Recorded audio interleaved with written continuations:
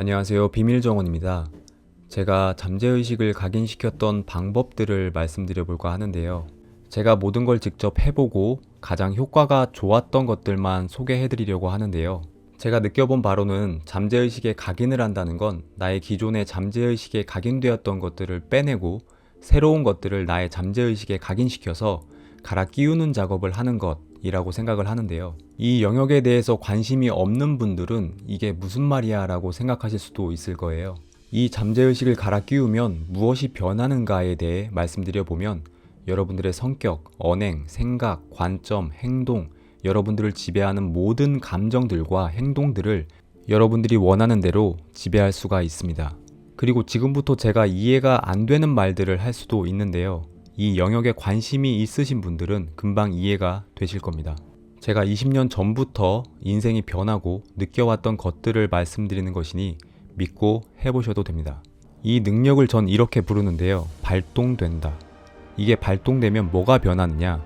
기존에 여러분들이 알고 있던 여러분들은 없어지고 완전히 다른 사람이 됩니다.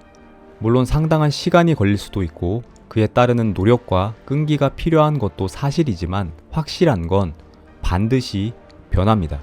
제가 말하는 이것을 직접 해보시느냐 아니면 알고 있다고 생각하고 안 해보시느냐에 따라서 결과는 달라질 겁니다. 내가 알고 있다고 생각하는 것들이 내가 지금 행동으로 나오지 않는다면 잠재의식에 깊게 뿌리가 내리지 않아서 행동으로 나오지 않는 겁니다. 이걸 예를 들어 말씀드려 보면 운동이 좋은 건 다들 알고 있습니다. 근데 행동으로 잘 안 나오죠. 이처럼 내가 알고 있다고 생각하는 것들이 지금 행동으로 하고 있어야 진짜 내가 아는 겁니다. 내가 행동으로 하고 있지 않다면 내가 안다고 생각만 하고 있는 겁니다. 이 부분을 제가 말씀드리는 건 굉장히 쉽게 말씀드릴 수 있으나 여러분들이 직접 해보시도록 만드는 건 정말 어렵다는 걸 알고 있고 이걸 직접 해보시는 분들은 많지 않을 거라는 것도 알고 있습니다.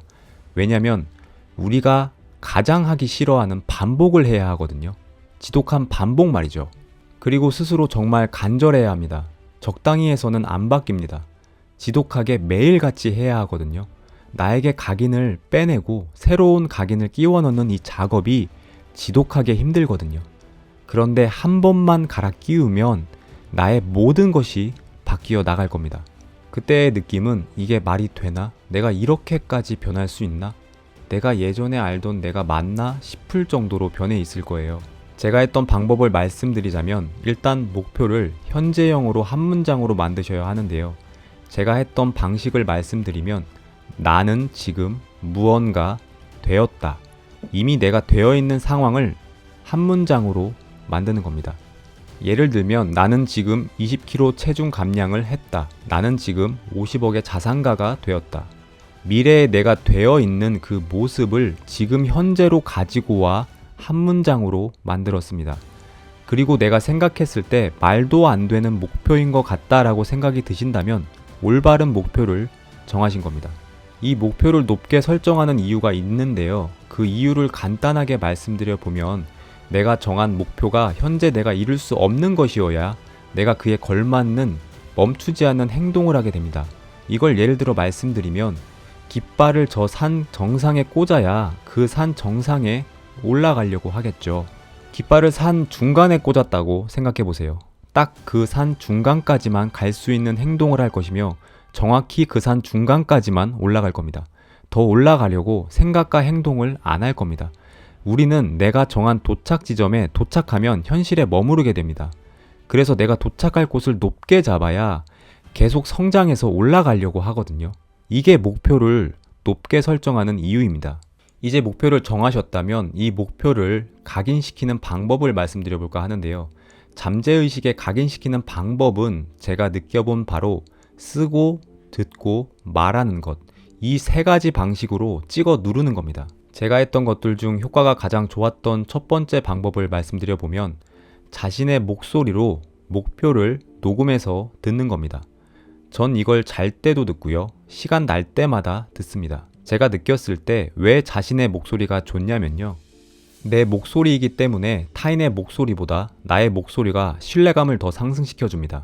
이 각인시키는 방법이 믿음과 신념이라는 부분이 굉장히 중요한 부분인지라 나의 목소리를 내가 믿기가 수월해지거든요. 전 목표 말고도 저에게 힘을 주는 말들을 직접 녹음해서 듣습니다. 이 방법의 효과는 상당히 좋습니다. 두 번째 방법은 여러분들이 많이 아시는 100번 쓰기입니다. 이건 전 종합 세트라고 생각을 하는데요. 일단 목표를 100번 쓰고요. 목표를 100번을 말하고요. 목표를 100번을 듣습니다. 혹시 100번 쓰기를 하는데 아무 말도 안 하고 쓰고만 계신다면 무조건 말하시는 걸 추천드립니다. 그리고 그걸 여러분들이 주의 깊게 들으세요. 양으로 찍어 누르면서 잠재의식에 각인을 시켜버리는 거예요. 여러분들이 100일 동안 하루도 빠지지 않고 적으시면 100일 동안 매일 100번을 쓰고 100번을 말하고 100번을 듣습니다. 이거 빼먹으면 어떻게 하죠? 라고 혹시 궁금해 하신다면 제가 추천드리는 방식은 다시 원점으로 돌려놓으시는 방법을 추천드립니다.